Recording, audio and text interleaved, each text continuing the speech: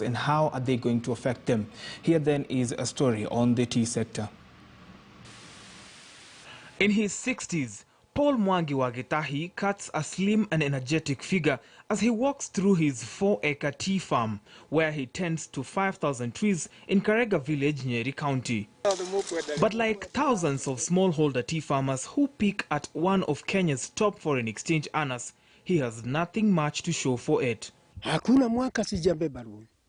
Hata sasa ninayo. Mtoto wangu akinililia ati ana shida fulani naenda kwa banki. Nabeba loan.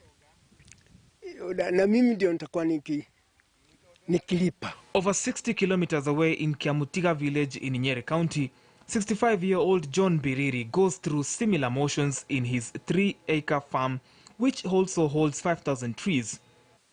He inherited the trees from his father, who was among the first growers of the then lucrative crop.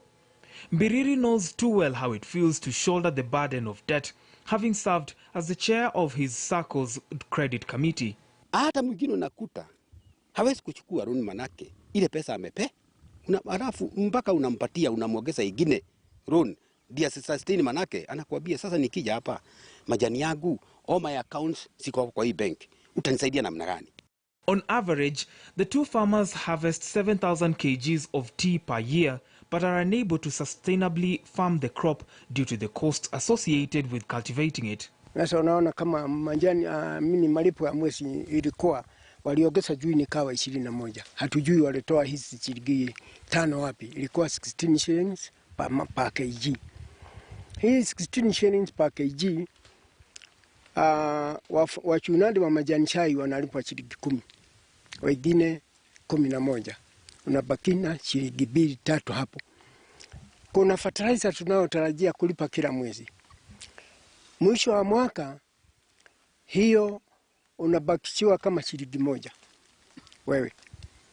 Mimi ni mtu ambaye natarajia ku project kitu, uwezi ukafanya project yoyote bila loan. Sasa hakuna wakati hata bonus ikija unakuta kila mtu anagojea tu ni wakati gani loan itaanza kupewana. It is perhaps this frustration that had led many to abandon the crop, with farmers planting other crops to supplement their earnings. The soils and climatic conditions, however, make it harder to diversify. Sasa kuona uko na majani mingi sana lakini hakuna kilo. Inategemea na vile inakuwa prune. Makosa iliyoko haigisi. Tunategemea mara kwa mara deni. Uwezi ukafanya jambo lolote bila kwenda kwa banki kukompa loan. Lakini natarajia siku moja majani chai yatakuja kuwa na hela.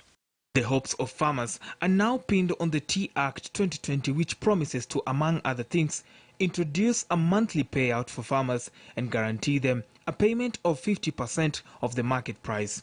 The implementation of the act is, however, brewing its storm, with the government having directed the elections of the new KTDA factory directors to represent the over 600,000 smallholder farmers.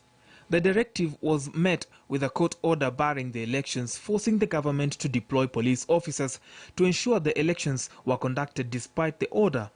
The conflict between KTDA and the government came to a head last week after detectives from the DCI raided the KTDA offices alongside the Mombasa-based tea auction.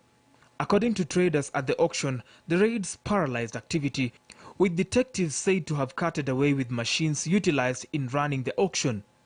The government was set to clarify the matter on Friday through Agriculture Cabinet Secretary Peter Munya, but instead sent out a written statement accusing KTDA and other players of abusing their dominance at the auction to undercut farmers through what he termed as poor price discovery and collusion between buyers to place bids on each other's behest. All right, when COVID-19 hit, the global working culture shifted. 88% of organizations made it compulsory for their staff to work from home. With the vaccine rollout and a gradual recovery from the pandemic, will the work culture and the practices return to normal? KTN's Noah Kipkimboy now reports.